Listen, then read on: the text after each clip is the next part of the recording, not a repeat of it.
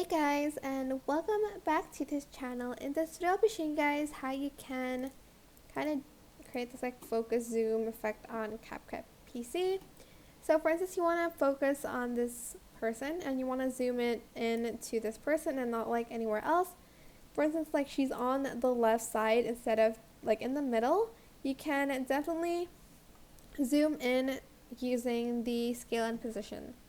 So let's just add a keyframe at the beginning, and here where she kind of moves to the left, I'm just going to scale it, and as you can see, she's on the left and not in the middle.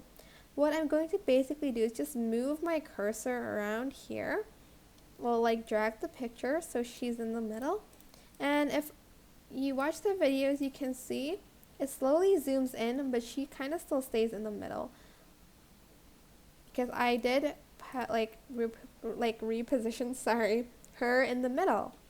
And that is basically it. How you can